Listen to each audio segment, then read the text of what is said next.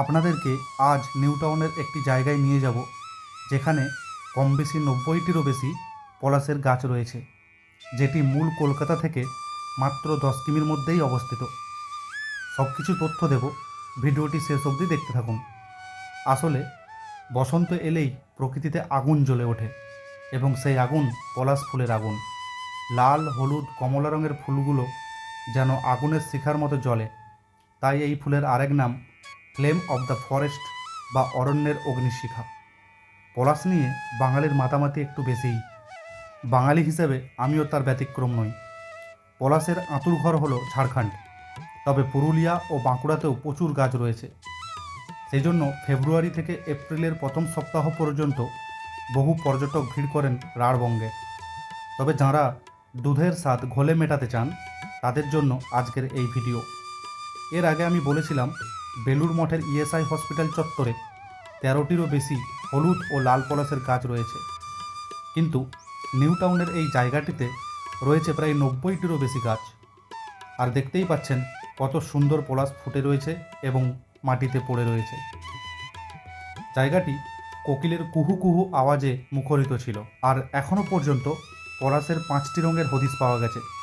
সেগুলি হলো যথাক্রমে লাল, হলুদ, কমলা, সাদা ও নীলাভ হলুদ। এদের মধ্যে সাদা ও নীলাভ পলাশ বিরল। পুরুলিয়া ও বাঁকুড়ার বিভিন্ন স্থানে মোট 18টি সাদা পলাশের হদিশ পাওয়া গেছে। তবে এখানের যতকটি পলাশ দেখছেন সবকটি কিন্তু লাল রঙের। পলাশের বীজগুলো দেখতেই পাচ্ছেন অনেকটা সিম বীজের মতো। সবুজ সবুজ পলাশের ফল এখানে কিন্তু ধরে রয়েছে।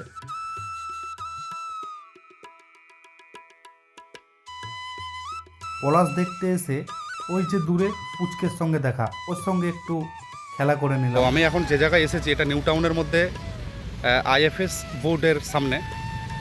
এটা অ্যাস্ট্রা টাওয়ার থেকে রাজারহাটের দিকে চলে যাচ্ছে যে রাস্তাটা, ভূতের রাজা দিলেবর যে রাস্তায় পড়ে সেই দিকে। এখানে অসংখ্য পলাশের গাছ আছে। আমি অনেক আগেই এর খবর পেয়েছিলাম, বাট সেভাবে আসার সুযোগ হয়নি। তো আজ আমি টাইম পেয়েছি, চলে এলাম। তো আপনারা দেখুন, আমি একটা পলাশ গাছের নিচেই দাঁড়িয়ে আছি। জানি না কতটা দেখাতে পারবো। এই দেখুন পলাশ সব ধরে আছে, পলাশের ফুল অ্যাকচুয়ালি। আর এখানে একটাও কিন্তু হলুদ পলাশ নেই।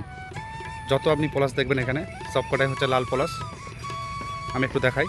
এই দেখুন, এই সোজা রাস্তা বরাবর সব পলাশের গাছ লাগানো আছে। তো আপনারা যারা কলকাতা বা নিউ টাউনের মধ্যে আছেন, আপনাদের পলাশ দেখার শখ, অথচ বাঁকুড়া বা পুরুলিয়া যেতে পারছেন না, আপনারা এখানে চলে আসুন। সকাল বা সূর্যাস্তের সময় করে আসুন। একটা সুন্দর পরিবেশ আপনি উপলব্ধি করতে পারবেন এই জায়গাতে। আমি এখন এসেছি, সেটা বিকাল টাইম। সকালের দিকে আসলে অনেক ভালো হয়। এখানে প্রচুর পাখি কিচিরমিচির করে, খুবই ভালো লাগবে। প্রকৃতিপ্রেমীদের জন্য তো খুব সুন্দর একটা জায়গা।